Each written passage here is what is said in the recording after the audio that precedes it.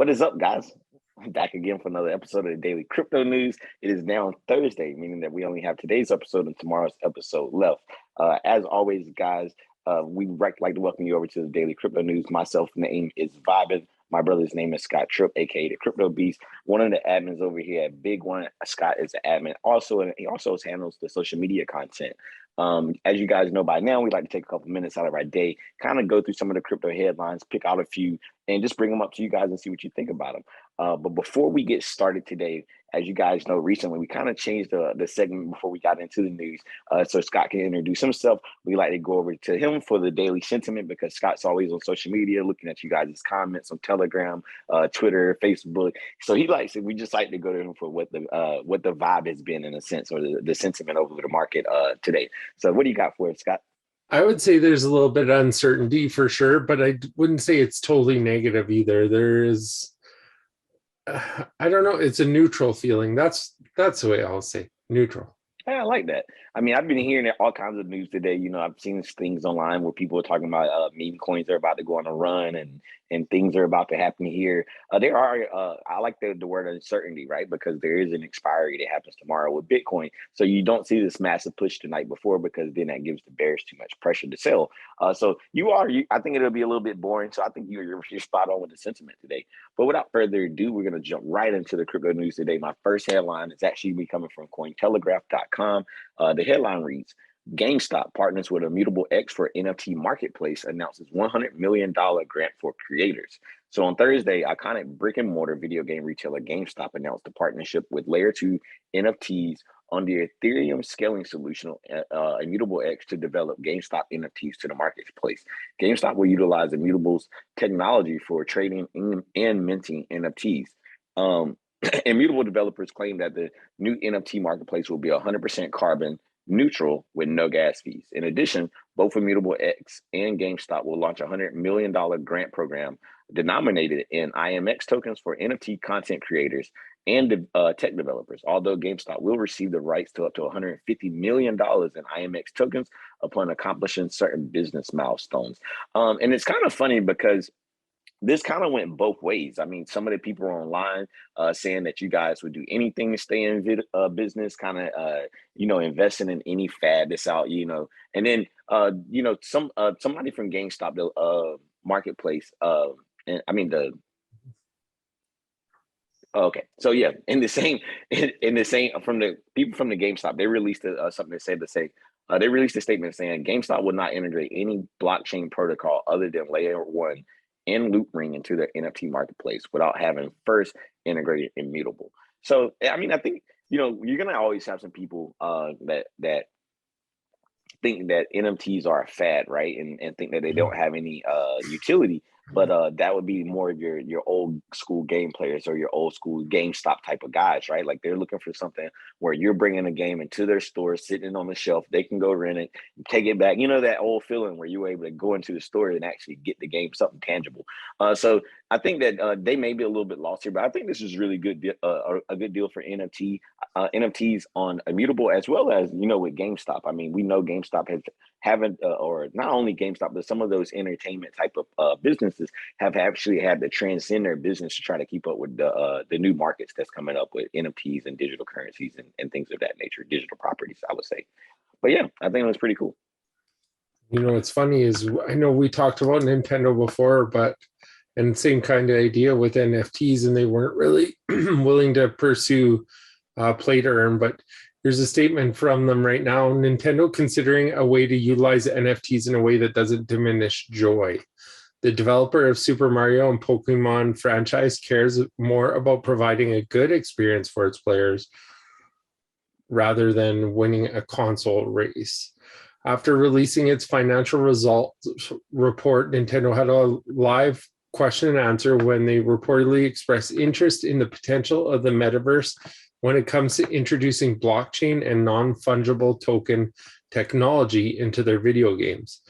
David Gibson, senior analyst at MST Financial, asked in a tweet what the Japanese gaming giant thought about the metaverse and NFTs, and they confirmed that they are not currently working on anything, but are still defining what they could offer gamers. It is notable that Nintendo's main concern is what we what joy we can provide to players around and fans. They clearly are being cautious about any potential introduction of NFTs or integration within the metaverse. These words from the maker of the Pokemon and Zelda franchise come at a time where other major video game companies and consoles are experimenting with blockchain gaming. And what's funny about this is you can kind of see the difference between like experienced businesses and businesses that are still new and learning. The newer businesses are willing to rush headfirst into it, where Nintendo is looking at and being like, we need to analyze this and decide what the best route for us is versus some of the newer companies. So kudos to them for doing it properly. It's just like any good cryptocurrency project. You want them taking the time, taking the proper steps to roll it out properly versus rushing something. So same kind of thing. They're definitely doing the right steps, I feel. Yeah, and they're not trying to do something that's outside of their realm, right? They say, look, we want to keep this as natural as possible so people are still having fun. While play to earn may be a new concept, something that we've always done on Nintendo is integrate just pure entertainment. I remember for me, entertainment on Nintendo was Duck Hunt. It was this game that you got like a little plastic gun, you plugged it into the controller pod, and then these little ducks would fly out on the screen and you could shoot them, or you could go. It was another one they would do clay shooting almost. I think it was clays or little disc or something else of that or you nature. can shoot ducks. I think ducks, and you collect the Yeah. ducks. So you had Duck Hunt, and then you had So they always had this simple fun, and I remember being like the youngest of 9 in my household. So I was the baby, like 3 years old, and I was able to. I thought this was still fun for me. I used to cheat and just put the little gun on the screen and just shoot the ducks, but that was like a pure entertainment. So I love to hear that Nintendo's going to keep it natural, and they did take a step back and they observed the scene before they got on it. They're like, you know what? Let's look at the scene, and then before we get on it, make sure we analyze it and make sure what we offer naturally can contribute to what we want to do. So I'm with you. Kudos to Nintendo for taking the time to stick to their true roots in pure entertainment. And we're not afraid of samples either. Nintendo, if you're listening, just go ahead. No. Send us our way. We got you. To jump into my next story, it's still coming from Cointelegraph.com. The headline reads, Web3 developer growth hits all-time high as ecosystem matures. We've been having a lot of articles on Web3 this year.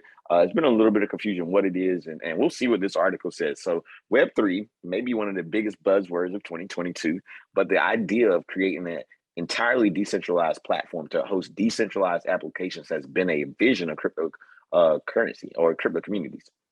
While it's notable that some blockchain companies began building out Web3 applications for 4 to 5 years ago, the Web3 space is only starting to gain traction recently.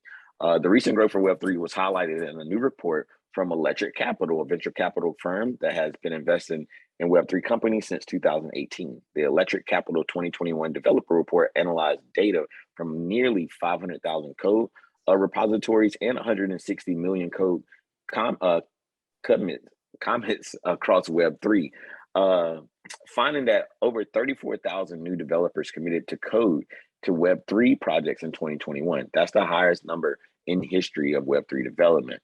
So that they're pretty much spiking up about 65% there. And they go on to say, while there are other large number of closed source developers working in crypto, Web3 is highly open source. This is the main difference between how companies function in Web3 from Web2. In Web2, everyone is developing privately before the final product is shipped, and Web3 developers are shipping and building in the open. So full developers may commit 10 or more days a month to a project, while part-time developers may only do night weekends. We are seeing Web2 developers come in Web3 uniquely because that's what it allows. It allows people to create on their own time. So like I said, we've been talking about this for a long time. You're still going to have some of the engineer. Well, what they're basically saying is some of these engineers from Google and Amazon Web and Airbnb, they're starting to come over and starting to develop on Web3, whether they do that in their part-time or full-time. Web3 starting to see a lot of growth. They've been able to experience a little bit more than 65% in growth since 2018. So that's really active right there. So shout out to Web3. we'll keep watching what they build. And it's something that we'll keep paying attention to, and we'll keep updating as we get more news. For sure. And something, I guess this article is about what we kind of discussed yesterday with the Wormhole hack. Wormhole replenishes its blockchain bridge after $325 million exploit. So 2 sources with knowledge of the process tell the block that Jump provided the funding to replenish Wormhole's reserve. So Jump actually bought into, I believe, Wormhole. So they helped them replenish the funds for the time being until possibly they can look into getting some of those funds back. But Wormhole lost 120,000 Ether in a crypto's 4th largest and DeFi's largest heist of all time. Wormhole's failure to validate Guardian accounts allowed the attacker to mint around 325 million worth of ETH out of thin air, according to a blockchain analytics firm, Elliptic. Wormhole did not properly validate all input accounts, which allows the attacker to spoof Guardian signatures and mint 120 Ethereum on Solana, of which they bridged 93,750 back to Ethereum. Samson, a noted white hat hacker, explained in a tweet, "It's unclear at present how Wormhole restocked its ETH contract since the attacker hasn't returned the funds." So they never returned the funds. They just took it and washed it, obviously. But let's see what happens. Maybe there's more that comes out of the woodwork again. We've heard about this once before. The one thing that makes me fear is they replenish the funds without 100% fixing the issue or knowing what all issues are. That's the worst part about this. What is to say that someone doesn't come along again and take advantage of the same thing or a different style of attack? Are they really replenishing it though? Oh yeah, it's back. No, are they like out of their pockets? This is an insurance issue. So yeah, they are going to replenish it, but usually they halt trading in some aspect to respect volumes for it not being able to happen again. But yeah, man, these exploits and these hacks are just becoming a little bit too common. It's almost like we hear about it every week. Maybe like one protocol is stealing from another protocol in a sense. In my eyes, that's what it's starting to seem like, because here we are. I'm going to jump into my last article of the day, and it's coming from BigONE.com, and the headline reads, QuBit Finance lost $80 million in a crypto heist. So hackers exploited QuBit's finance for protocol and stole $80 million worth of cryptocurrency on Thursday, making it the most famous crypto heist of 2022 to date. So after the incident, the firm has been begging cyber criminals to return stolen funds to figure out the situation, as many people have lost their hard-earned money. The victim company contacted hackers directly and asked them to negotiate to minimize the loss of the community. In addition, the firm offered a bug bounty of $250,000 to the hackers to return the stolen assets. QuBit tweeted today, "We propose you negotiate directly with us before taking any action further. The exploitation and loss of funds profoundly affect thousands of real people. We are open to conversation. If the bounty offer is not what you're looking for, let's figure out a certain situation." The Search It report revealed how the hackers transferred the cryptocurrency. They said, for the non-technical readers, essentially what the hacker did was take advantage of a logical error in QuBit's financial code, or the QuBit finances code, that allowed them to input malicious data and withdraw tokens on BSC when were deposited on Ethereum. So they also went on and put out they had put out a $1 million bounty in January, to see if there was any bugs in the system, and they went ahead and tweeted. QuBit's team tweeted on that same tweet today. We know you could get away with 80 million, but please consider a large number of people, families, and stories involved. Accept 1 million of well-earned as a bounty, eventually one of the highest in history. So they're saying, they'll up from their 250,000. That's just to fuel the fire, and they'll go ahead and give them the $1 million, which they were offering in their bug-a-thon.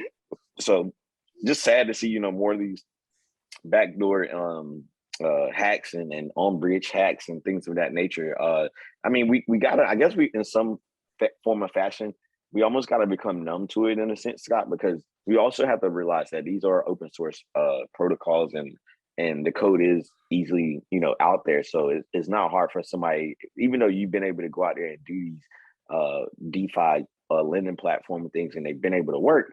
You really haven't had anybody sourcing the code, and now we have people sourcing your code and looking for exploits in the code, and they're not like coming out and telling you about it. They're taking the time to find it and taking clear advantage of it. I mean, taking $80 million, that's a lot of money to be stealing from a group of people. So I'm pretty sure that QuBit will be able to probably recover from this, and hopefully they'll be able to do some form of restitution for the holders.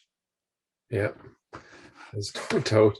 It's kind of interesting how it's always seems to be larger amounts, and we don't have the governments quite yet in an uproar over it, but let's see what happens. My last article is on Indian police arrested, a police officer arrested over kidnapping crypto trader for 40 million. Indian authorities arrested a criminal constable and his 7 associates on Wednesday. The authorities charged them for kidnapping a local crypto trader to get a Bitcoin ransom worth 40 million. They came to know a person residing in, the city's called Pune, P-U-N-E, the east commercial capital of Mumbai, possessing a worthwhile Bitcoin wallet. So he prepared a plan to snatch him. He and his associates kidnapped 38-year-old Vinay Naik on January 14th. They ordered the crypto trader to send all of his cryptocurrency from a digital wallet worth 40 million or 3 billion Indian rupees, besides a cash value of 800,000.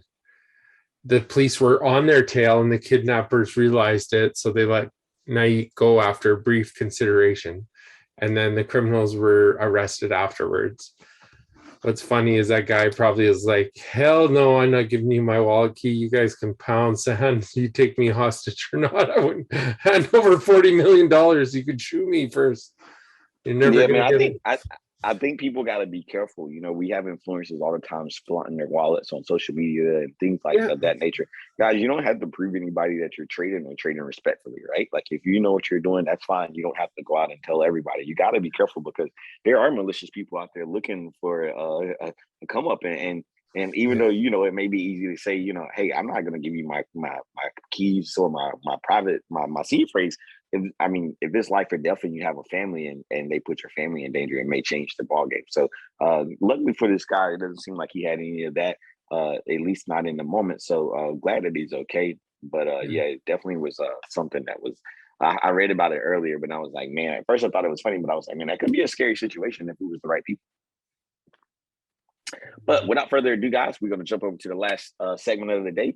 We're going to jump on tradingview.com, take a look at the total crypto market and look at some important dominance factors. Guys, the market today is at 1.69, still kind of like hanging around that same area where we were, 1.69 trillion, that is, sorry. Still kind of hanging around that same area where we were. The Ethereum dominance is back at 18.95. So it dropped a little bit, but I think, it's heading in the right direction, and the Ethereum dominance is still at 41.6. So as long as it's a Bitcoin dominance, I'm sorry, the Bitcoin dominance is 41.6, but as long as this Bitcoin dominance is still relatively high right now, I think that we're going to see, that anytime it's not moving up, it's going to take the market with it. So as always, guys, be respectful in your trading decisions. And if you're investing for the macro of it, hey man, we got a long way to go. So just accumulate along the way and dollar cost average and just have fun. But before we get out of here today, Scott, is anything else you want to leave the people with? Yeah, make sure to tune into Twitter Spaces Monday, 3 p.m. EST. We will be holding a AMA with M content, and it's definitely something that we'd love you guys to attend. So yeah. Exciting. Yeah, man. Make sure you guys are there. We'll be there on Monday. But as always, guys, appreciate you guys tuning in. And until tomorrow's episode, peace. See you guys later. Have a wonderful day. Bye, guys.